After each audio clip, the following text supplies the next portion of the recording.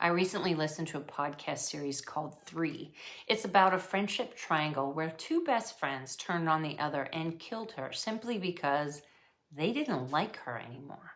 The tension between them became hostile and violent. They didn't know how to stop their conflict, so in their teenage minds, killing her was the best way to handle it.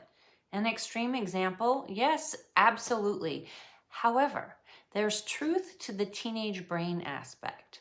In a teen's brain, the connection between the emotional and decision-making center are still developing and won't fully develop until their mid to late 20s.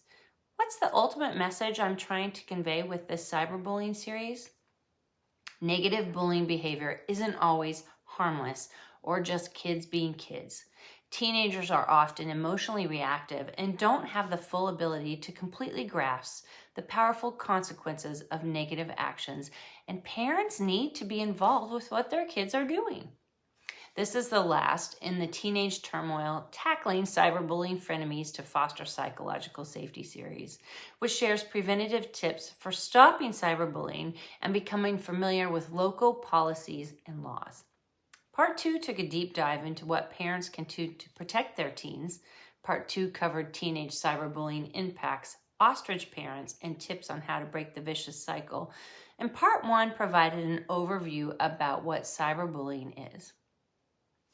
In today's interconnected world, teenage cyberbullying is a big concern. With the anonymity and ease of online interaction, bullying behaviors have no boundaries and can cause profound emotional and psychological harm to victims.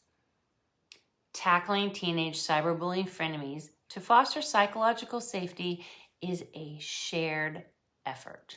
Number 1, united community involvement. The first step in addressing teenage cyberbullying is to recognize that it's not an issue for schools or families to tackle alone. It's a community-wide problem that demands collective action to raise awareness about the prevalence of this negative online behavior.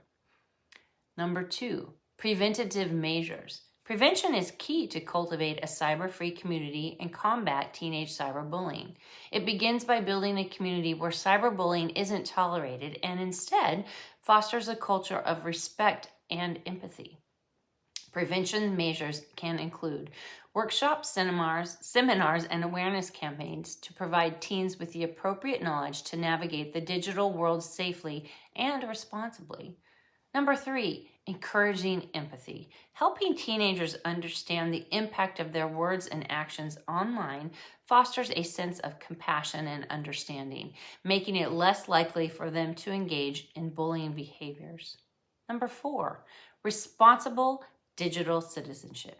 Educating the importance of using online platforms ethically and responsibly encourages teenagers to think critically about the content they share and equally so, the impact it has on others. Know the laws in your state. Currently, there isn't a federal law against cyberbullying, but all 50 states have laws against bullying. Every state except Alaska and Wisconsin have an explicit reference to cyberbullying in their anti-bullying laws. In Virginia, where I live, the Virginia Anti-Bullying Laws and Policies website clearly outlines components of state anti-bullying laws and regulations. It includes the following definition of bullying: any aggressive and unwanted behavior that is intended to harm, intimidate, or humiliate the victim, involves a real or perceived power imbalance between the aggressor or aggressors and victims, and is repeated over time or causes severe emotional trauma. What are the policy requirements for schools to prevent and respond to bullying behavior? Virginia school districts must include policies and procedures that prohibit bullying in district codes of student conduct.